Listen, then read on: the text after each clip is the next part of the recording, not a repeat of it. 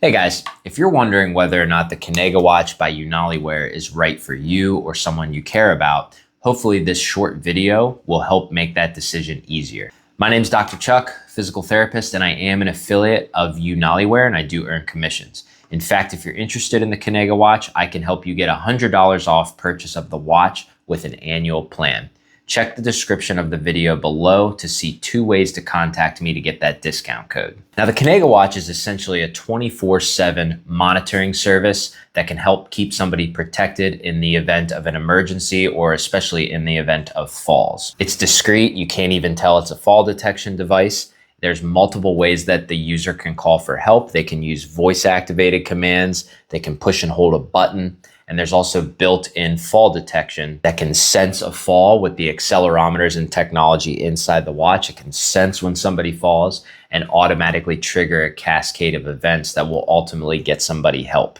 If you want to watch a deep dive into how exactly the watch works, check out the link to my deep dive review video down in the description below, and that'll answer a lot more of your questions. But this video is just to help you realize who the watch is for, who it's not for, to help make your purchasing decision a little easier. All right, so let's talk about who the Kanega Watch is for. First of all, it's a great watch for somebody who lives alone or spends a lot of time alone and who is also at risk of falls. Whether it's a small fall risk or a high fall risk, just fall risk period plus somebody who lives alone, they're potentially a good candidate for the watch. It's for somebody who is cognitively sound enough to remember to change the batteries daily on the watch. Now, the battery swap is simple. I'll show you real quick here. I can just pop out the 2 batteries. There's 2 batteries that are on the watch band itself. You just pop these out and you put these into the charger. The watch comes with 4 batteries, so you always have 2 that are fully charged and 2 that are in the watch itself. So my point is that you have to be cognitively sound enough to remember to do that swap every day. Now, the battery swap is pretty simple, but you do need to have the fine motor skills to grab a hold of these batteries and pull them off the watch band, okay?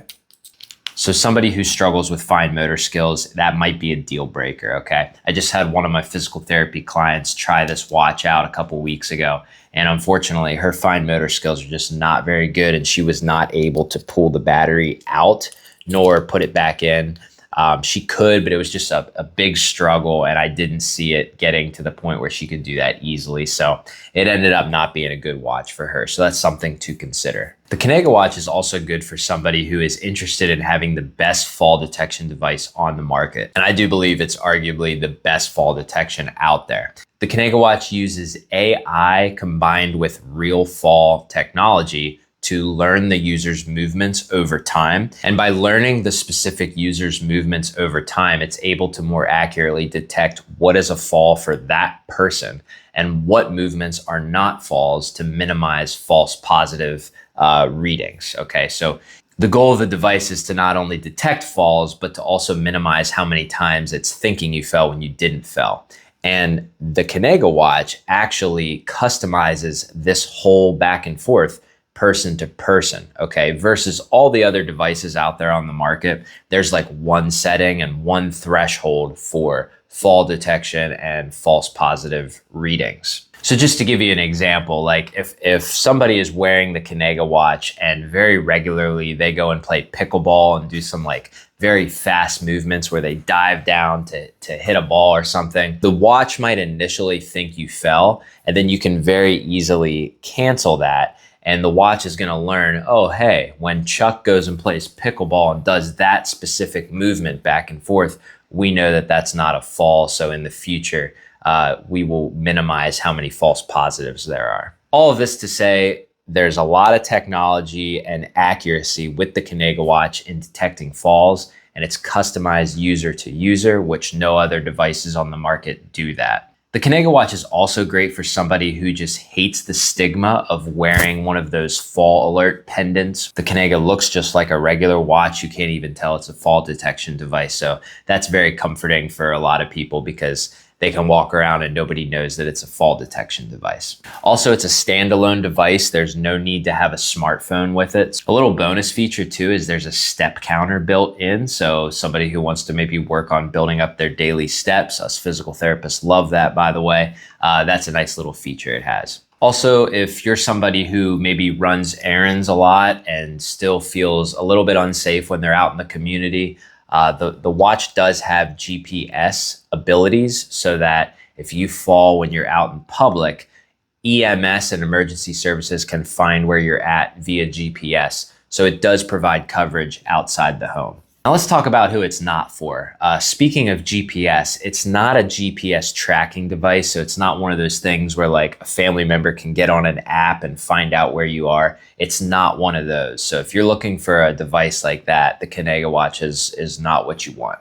It's also not for people who are not interested in wearing a watch 24/7. If you're interested in some sort of protection from falls, but you or a loved one doesn't want to wear anything, you're going to want to look more into like a camera system where, you can keep an eye on each other that way, or maybe voice activated devices like Alexa. I know the Amazon Alexa has voice activated ways that you can call for help. There's also some other devices out there with monitors and voice commands where the person doesn't have to wear anything. So you would want to look more into those. Again, like I mentioned earlier, severe cognitive impairments are going to make the watch tough because you have to remember to change the batteries every day. If you have poor fine motor skills with your fingers, that also might be an issue. Also, you got to have either Wi-Fi or good cell service. So the watch will work on good cell service and it'll also work on Wi-Fi.